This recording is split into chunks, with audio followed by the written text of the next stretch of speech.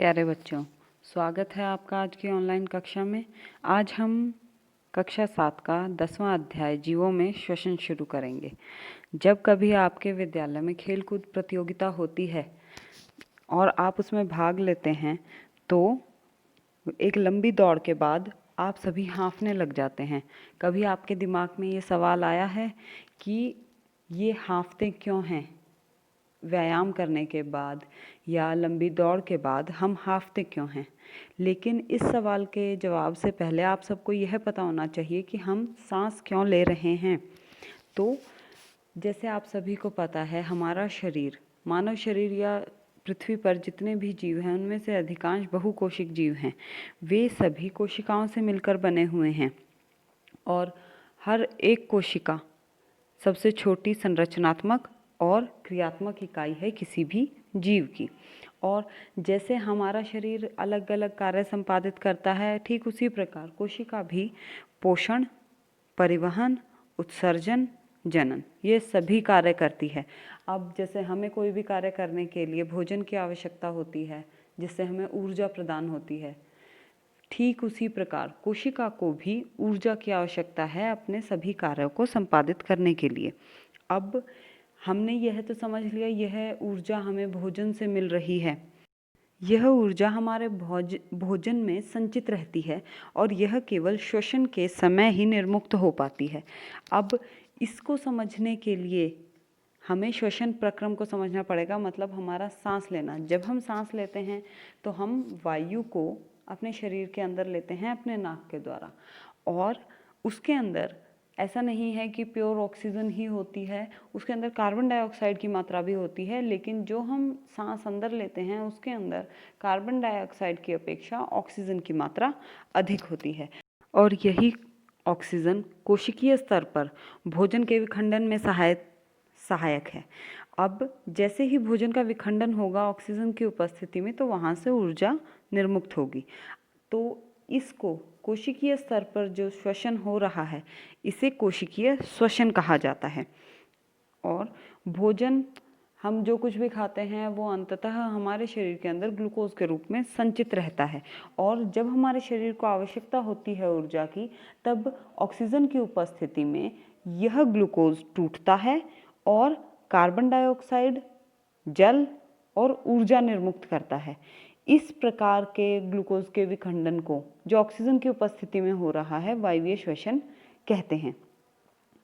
इसी प्रकार ऐसे बहुत सारे जीव हैं जो ऑक्सीजन की अनुपस्थिति में भी श्वसन कर सकते हैं। इनमें उदाहरण है यीस्ट का। ऐसे जीव अवायवीय श्वसन के द्वारा ऊर्जा उत्पन्न करते हैं और ऐसे जीवों को अवायवीय जीव कहा जाता है।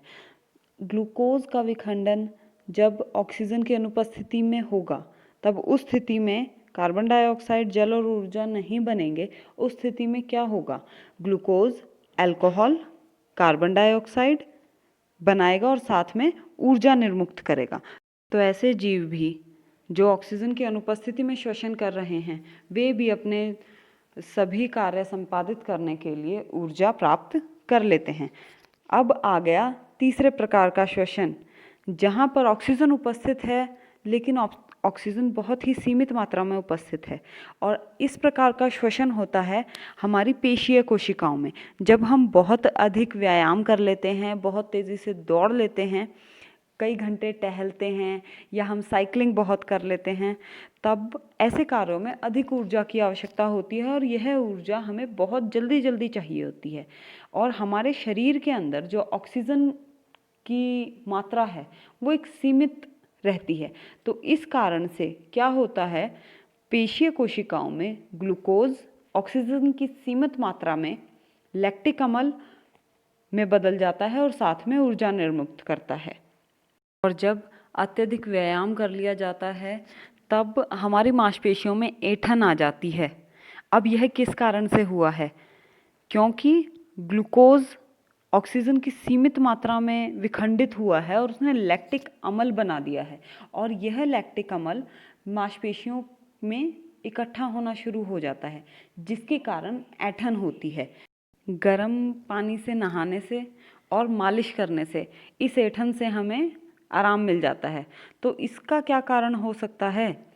जब गर्म पानी से नहाते हैं या फिर मालिश करते हैं तो उस स्थिति में ऑक्सीजन की आपूर्ति बढ़ जाती है हमारे शरीर के अंदर, तो लैक्टिक अम्ल पूर्ण विखंडन होके कार्बन डाइऑक्साइड और जल बना देता है।